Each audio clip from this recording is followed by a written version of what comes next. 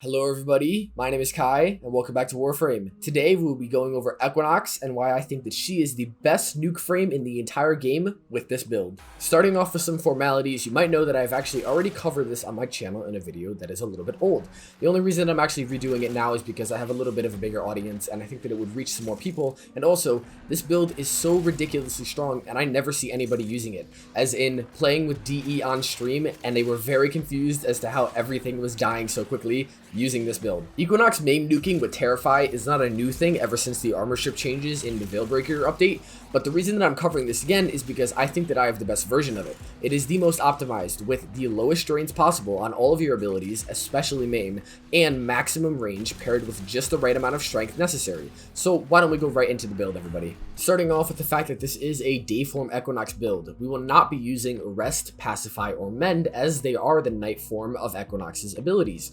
To always spawn in missions in day form, set your emissive color to something bright. The reason you want to spawn in as day form is because we have subsumed off Equinox's ability to switch her forms for Terrify. Terrify is crucial to making her fourth ability actually nuke.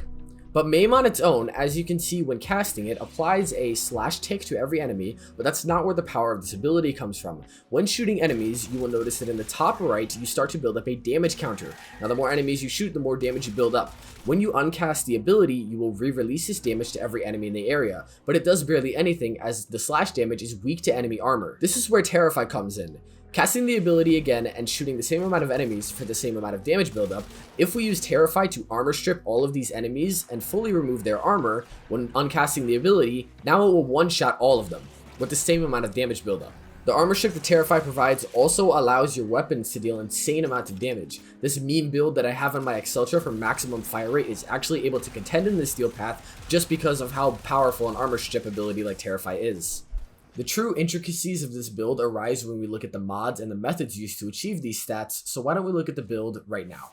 We build for max range on this build because on Terrify it gives us 42 meters of armor strip. The reason that the nuke range on this build isn't 50 meters is because enemies outside of this 42 meters will not be armor stripped and thus will not die from MAME's nuke. 42 meters of range is ridiculously long in this game. It should also be noted that the armor strip of Terrify and the damage wave that is casted out from MAME do go through walls, so you will literally be killing enemies that you cannot even see with this build. Strength is also very important on this build, specifically 139. 139 strength provides Equinox's third ability with a 27% strength bonus to you and your allies.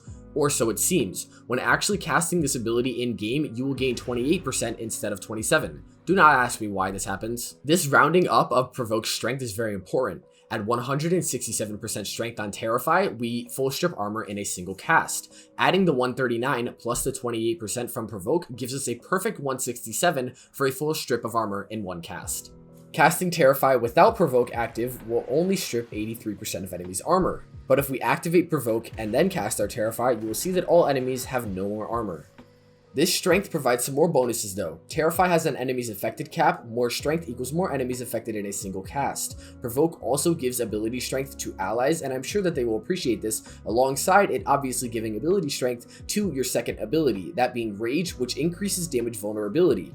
Rage is a damage multiplier to enemies that stacks multiplicatively. Shooting this enemy, I will hit them for 24 with this unmodded Tenet Tetra, and then if I use Rage on them, I will hit them for substantially more. This does spread to enemies in the area, but I think its use is kind of niche on this build, and you won't really see it being used that much, even if it is good. We are using Brief Respite on this build to shield gate, but this has more synergies with our efficiency than anything else. At 160% efficiency, Terrify has an energy cost of 30. Combining Brief Respite with one auger mod on our build, that being Auger Reach, and two auger mods on our pistol gives us a total of 270% of energy spent is converted to shields. This means that with a single cast of Terrify at 30 energy, we will fully reset our shield gate. I'm not a big fan of spammy shield gating builds, but Terrify also essentially terrifies enemies. They will run away from you, so on top of being easier to kill, they will also not be shooting at you anymore, meaning less spam of this ability. The elephant in the room may be, what Archon shards am I using? I'm using 4 red shards for 10% ability strength, bringing me from 89 to 139, but they are not essential to this build in any way, and it can actually be achieved in just the same manner without them, but they help a lot. Overextended on the build removes 60% ability strength. This would put us at 40%. Through the use of Umbral Intensify and the Power Drift mod, we bring ourselves back up to 89%. But the next 40% that we need is not only achievable through Archon Shards. This brings us to the Matarai Focus School. Coming into Matarai and looking at the buff Sling Strength, you will see that after a chained sling, you will add 40% ability strength for 20 seconds. Like my 40% from my Archon Shards, that plus 89% equals the perfect 139 we need for the build alongside Provoke. Activating a chain sling is also relatively easy. You hold down control and spam space at the floor, come back into your frame, and you have the buff for 20 seconds. And that is all you have to do if you do not feel like using these shards. I have an Amber Archon shard in my Equinox for casting speed because MAME has a long casting time, but again, this is not needed because Matarai provides power transfer. Coming in and out of your operator provides 50% casting speed to your frame for 20 seconds. As you can see, the casting time for MAME is pretty long at base, but if I go in and out of my operator very quickly and cast it again, much faster. Returning to my claim of lowest possible drains on MAME, you can see that we are sitting at 1.14 energy per second when it can be at 0.88. This is because at 160% efficiency, you need 159 duration for that 0.88 drain on MAME. This is achieved with the Multi-Efficiency Arcane, giving you 36% duration at maximum stacks, which only takes a couple seconds to activate while your shields are up. This plus 123 equals the perfect 159 to give us the lowest possible drain on our MAME. Even though multi-efficiency takes 6 seconds to stack up, this being a shield gating build, you will practically always have shields active as you are constantly casting Terrify, and you will not be taking less than 6 seconds to do the damage rotation of this build.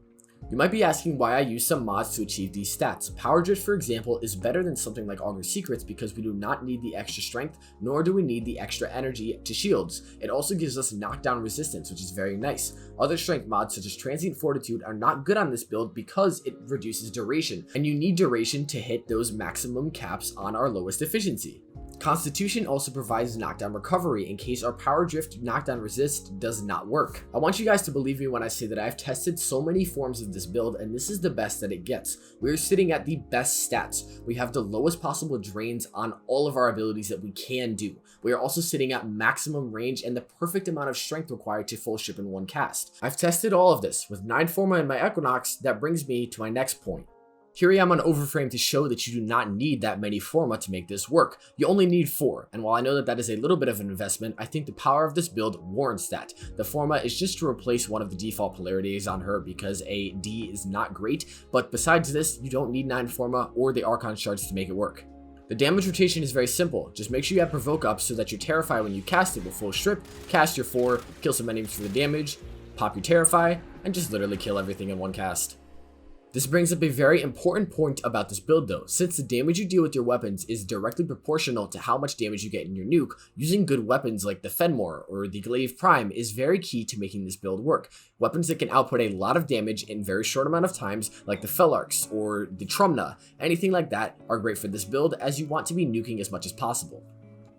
Throwing in a little bit of live commentary here at the end, just because I thought that I'd play some while I talk to you guys because this build is literally so lax that like, it's not even a big deal while playing, but you know, I'll just come over to this big group and just boop, bam.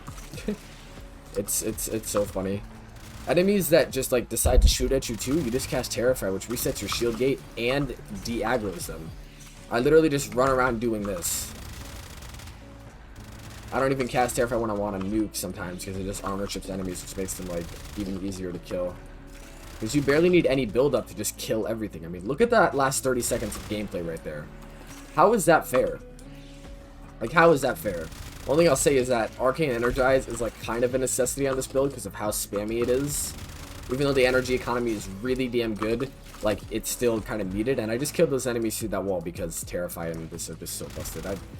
This is my favorite. Wait, how did I lose my provoke? This is my favorite build in the game for a reason, but it's also one I don't use often because it is that ridiculously strong. Like, you won't really catch me using this one that much because it's just too good. And with a ridiculously strong build like this, sometimes I'm like, alright, you get bored of it sometimes. But, you know, every now and then, I hop back on my Equinox and I just go around and I just kill everything instantly and it's a good time. With all that being said and done, I just want to say thank you guys so much for watching. Equinox is my main frame. As you can tell, she's my most played and the one that I've invested the most into, alongside really theory crafting for builds like this. I've got a bunch for her, one being Pillage, one being Gloom, but this one is literally one of the most potent builds in the entire game. I know a lot of other creators have done builds like this, but again, like I said, I think mine is the best. It's the most optimized, and it is just, like, it's ridiculously fun, and it's so good that I don't even use it that much, like I just said, because it is so good. And there are very few builds in the game that I think are like that. But besides all that, we are moving right along through 3,000, might have already hit 3,200, and I just can't thank you guys enough. You guys are seriously awesome, and I hope that all of you are having a wonderful day. Go join my Discord down in the bio, what am I talking about, in the description below, so I can come hang out with you guys. I like to talk with viewers in there, and this outro is getting a little bit messy, but thank you so much for watching, and I'll see all you guys in the next one. Peace.